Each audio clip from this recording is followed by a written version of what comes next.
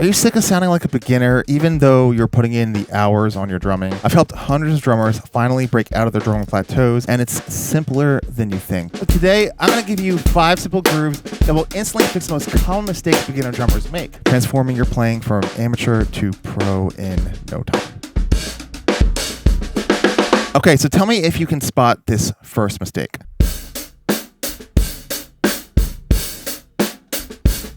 What do you think is going on here?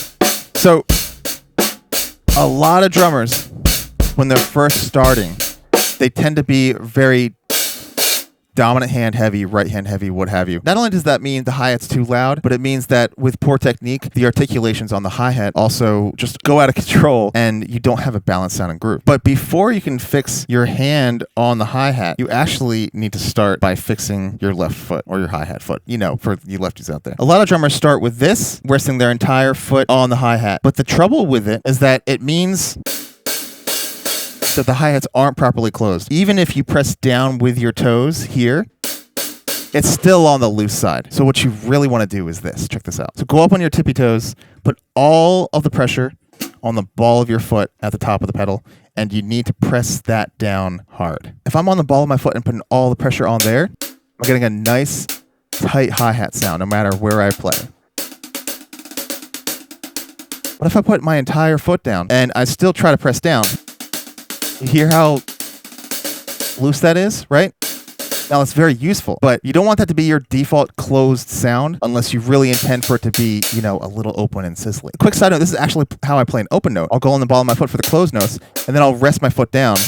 Now, you don't see any difference here. You barely see the difference. The top of the rod goes down like the tiniest amount, but that pressure makes a huge difference, right? So you want to stay on the ball of your foot while you're playing this. Now, in terms of actually playing a groove and getting this correct, well, let me show you groove number 1. So we're going to keep this as simple as possible in terms of what we're playing, but pay attention to what I'm doing with my hi-hat. So the first thing, here it is a little off. I'm playing the hi-hat too loud and too open. Even though I'm pressing down with my foot, it's just not enough. So let me get the ball of my foot, put all the pressure there. Okay, and now it's still not in balance yet. So I'm going to bring the hi-hat quiet. You can play around with how loud the hi-hat is. But this is the general range where you want to start. With a tight hi-hat, a lot of pressure on the ball of your foot, and then play around with the articulation you use. Now, if I'm going to play on the top of the hi-hat, you can see I'm mostly using some wrist motion. But if I'm going to play on the edge, which is totally valid,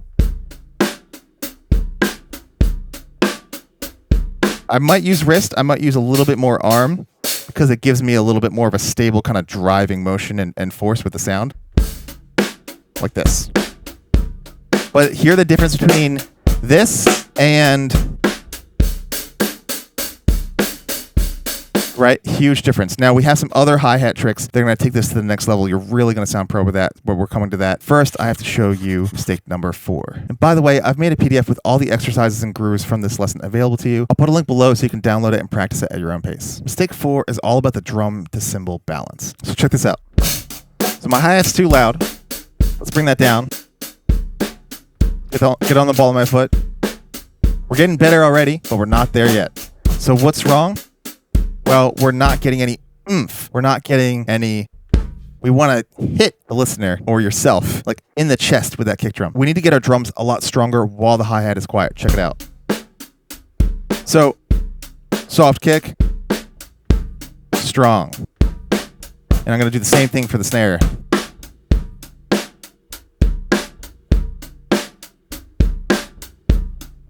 And you can play around with where the hi-hat is, what articulation. But for groove number 2, it's actually going to look something like this. So we're adding in more kick drums to really get the opportunity to get our kick and snare balance strong, right? So the thing you want to look out for is, 1, using the whole weight of your leg to get that kick drum as strong as possible.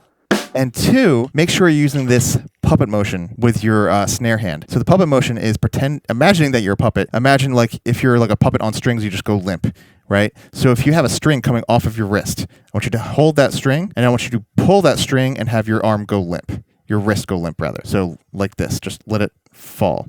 You want to do that when you raise up to play an accent. So looks like that. So pull that string, we're dangling. Make sure you don't hit the drum on the way up unless you want to. So you want to watch your height so you don't do that in this case. So we're going to pull that up and then come right back down. It's as simple as that. This whip or wave-like motion is basically a miniaturized Moeller stroke. And with just that, you're going to be able to play very strong on the snare drum while staying a lot more relaxed. Because if you don't use it and using all the power of your whole arm and then forcing it back down into the drum, uses a lot more energy, a lot more tension. It's the type of thing that you can easily injure yourself with. So if you get this wave-like, whip-like relaxed motion happening like that, then you're in business. So you want to incorporate that with your kick drum, and you can even just do those two really strong. Make sure you're hitting the center of the snare drum as well, so you can get the most solid sound from it. Now, there's some other ways that we're going to use that whipping wave-like motion in a little bit, but first we have to talk about mistake number 3. Because mistake number 3 is playing your snare drum too weak, and we're not done fixing it. So the whipping motion is the first part of this. Hitting the center of the snare drum is the second part of it. But if you want to have a lot of contrast where the snare comes out and has that amazing professional just crack to it that you hear on the majority of records that you probably listen to, unless you listen to jazz, you're probably hearing this technique, and that is a rim shot. To really learn how to play a rim shot accurately with the strength that you need and the consistency that you need, because an inconsistent rim shot is honestly almost worse than no rim shots at all. So you need to make sure you get this consistent. The trick is actually this. The trick is to hit the rim of the drum. So you check your angle until you're just hitting the rim with the shaft of the stick. Do that a whole bunch of times. And then what you're going to do is lower the angle of that just a little bit. Keep hitting the rim. Lower it a little bit more. See how I'm now like an inch or less close to the drum? Keep hitting the rim. Lower a little bit more. And boom, I'm hitting that thing. So if you can get that consistent, and by the way, this is going to take a couple days or weeks because it's very easy to be hitting rim shots and then hit a click every once in a while because you got the angle a little too far up where you didn't actually hit both together. The rim shot is when you hit the tip of the stick on the head of the drum and the side of the stick on the rim at the same time. They both activate in a special way. That's how you get that professional cracking sound. The next thing to practice is playing groove number 3, but we're going to isolate just kick and snare for a minute like this. Okay, so let me know if you can hear the difference. So here's no rim shots.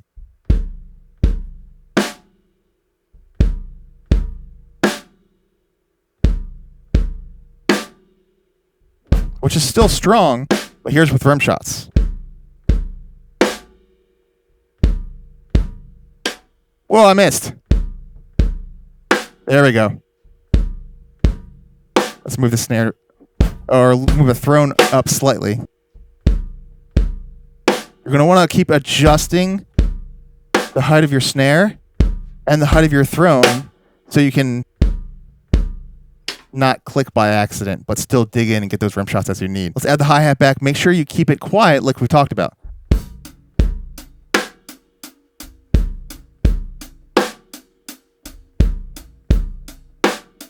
So we still have more to do with the hi-hat to really take this to a really professional level, but you're getting closer and closer. I missed a couple. So you want to keep adjusting when that happens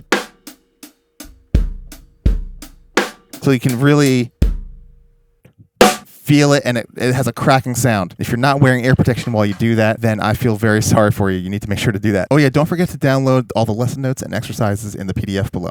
Now, a lot of drummers avoid practicing their rim shots and getting them as consistent as possible, but just as much, many drummers today, and this is becoming more and more common, unfortunately, drummers avoid practicing this as well, and this leads us to mistake number 2. Now, this completely has to do with where we are as a society musically, because trends are different. It used to be that this was very, very common, but a lot of drummers avoid practicing their triplets, and therefore they're missing a huge part of the potential vocabulary and ability that they could have with self-expression. So if you're playing these eighth note grooves, that's a great start. But you have to make sure you're also playing stuff like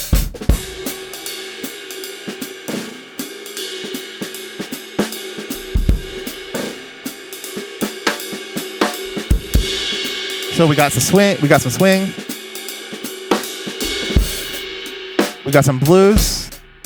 So we're just talking about things that are in groups of 3, or we have some different shuffles. Like my favorite,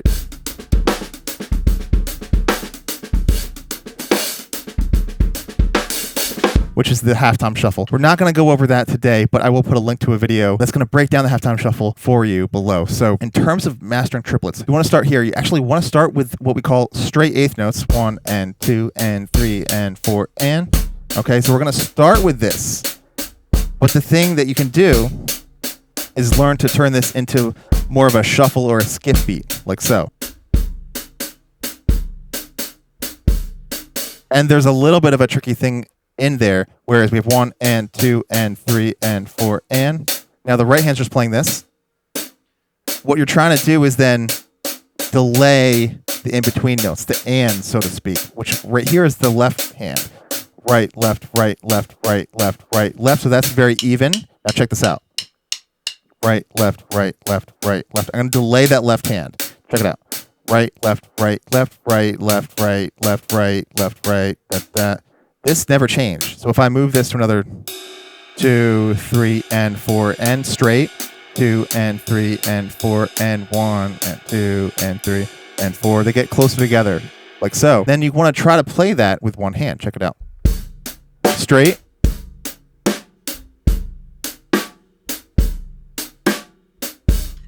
Obviously, you want a metronome for this. So really, you almost want to start with speaking it out loud. So 1 and 2 and 3 and 4 and 1 and 2 and 3, 4 and 1 and 2 and 3, 4 and 1 and 2 and let's move to the right and 1 and 2 and 1 and 2 and 1 2. Now we're gonna make this sound even better when we fix the next mistake and add the final groove to this. So mistake number 5, this is where we're going to fix some final little details. They're going to help you sound more pro than ever before. There's a couple things involved here. The groove we're going to demonstrate with, you need to be familiar with. I can almost certainly promise that you are. And I'm going to play it kind of poorly. It looks like this.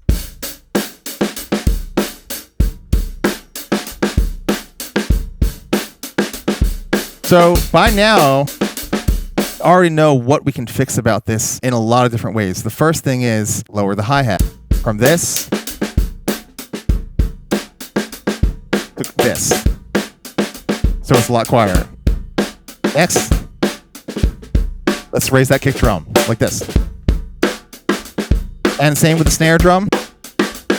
And then with the snare drum, we're going to add the rim shots. Check it out.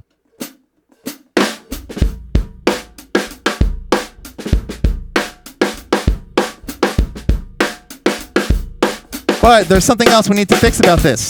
And that is, we need to gain complete awareness and then control over the dynamics of our ghost notes and the contrast between our backbeat and other snare notes. By the way, guys, if there's any other areas of drumming, like technique, other grooves, fills, you name it, that you want to learn, make sure you let me know down below and hit subscribe so you don't miss those lessons. So first, we want to write it out as you kind of see it and hear it as we've just played it, right? And we got to recap everything that we've gone over so far, which is the kick is strong, the hi-hat is quiet, another technique that we're going to get into. The snare drum, we're doing rim shots, but also importantly, we need to get our ghost notes in order. So for the ghost notes, what you're looking to do is you want to play with a ton of contrast, where the rim shot is extremely loud and the ghost note, we're going to put that in parentheses, is really quiet. And that all has to do with height, or rather like the stick height for when you're playing each and every stroke. So I'm going to actually start to draw this out with the notation. We're going to note the rim shots here, because 2 and 4, we're going to like play those accents really strong for the backbeat. But all of those other snare drums that you're seeing, I'm going to put in parentheses that they are ghost notes. And you want to really get into mastering your ghost notes. The thing that's going to help you to do this is learning to play what's called a control stroke. A control stroke is when you play an accent, but it starts high, and after the note is played, it ends low. And that's the magic. The secret to getting this right is starting high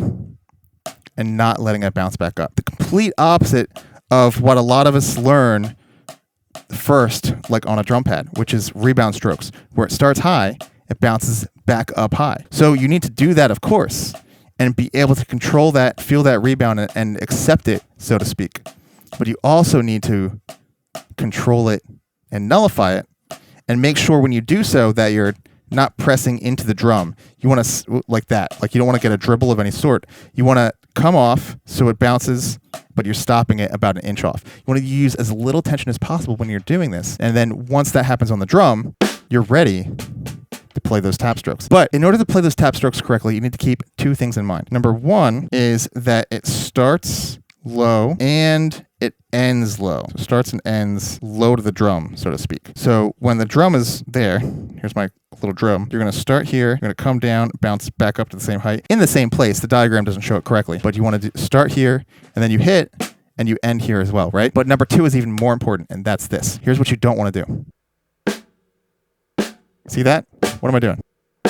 I'm lifting first to play the stroke. And this is an instinct that a lot of us have when we're first starting out, which is, okay, I want to play a note. Okay, lift up, play the note. Okay, lift up, play the note. Lift up, play the note. But you want to actually start practicing starting at your max height, going down only from there and coming back up. And that applies to essentially any basic type of wrist stroke when you're practicing your rebounds, practicing different stuff like that, which, by the way, is not going to happen in the actual live playing context, because when we're playing like that groove, you're lifting up for the rim shots with that puppet motion, and that's happening very often. So all the time you are lifting up to get to another height, but in practice mode, to get consistency, and especially over your ghost notes, you aren't lifting up. So don't do this. Just down only and back up, right? The trick to it is to put one stick behind the other, okay, and then back it off about an inch so that they're not touching. And that way, that stick behind is kind of measuring and staying still. It's kind of like the game Operation, and you want to go down only, hit the drum, come back up, and not hit the stick behind it, like so, and then do the same thing for your low ghost notes. This is going to train you to not lift up, because you don't want to have this going on, lifting up for every single one. You want to have this going on.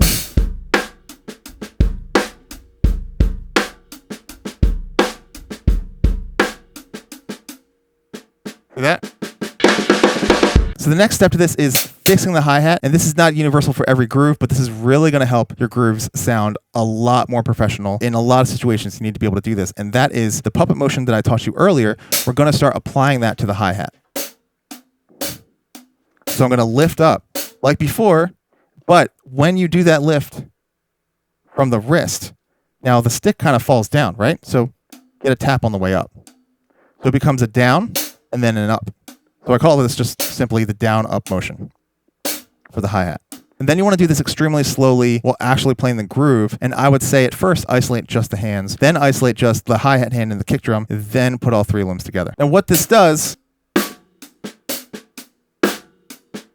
is it makes it so that you have like an ebb and flow and a pulse. Da, da, da, da, da, da, to your hi-hat. Has a lot more groove and feel than just da, da, da, da the whole time. It makes it a lot more human. So you would do this very slowly with the whole groove, which I'll put on screen again. Looks like this. And notice quiet ghost notes, the rim shots.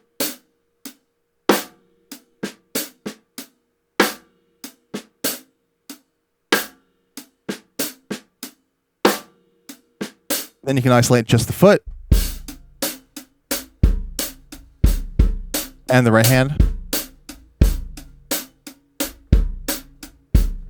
I'm doing a little kick variation. Dot, boom, dot, boom, boom, dot, boom, dot, with the ghost notes.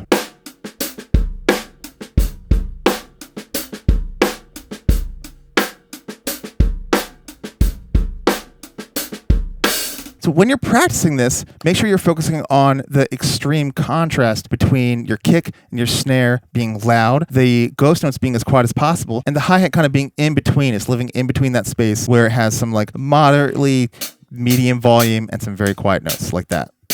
You want to really make sure that you're using those control strokes like we mentioned before, so that after you play that backbeat, that rim shot, you're stopping low. It's not going to bounce because it's a rim shot. And then you go down only to play the tap. These ghost notes, when you really get them quiet like this, it's what's going to give your grooves that texture and professional feel that's going to set you apart from other drummers, when you have this amount of contrast and control over your dynamics while keeping the timing really consistent.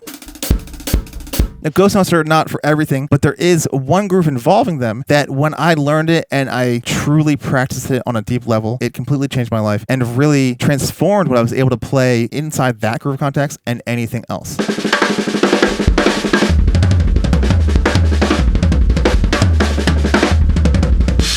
But you can master it much quicker if you know how to practice it the right way. So watch this video to master this groove and take your drumming to the next level fast.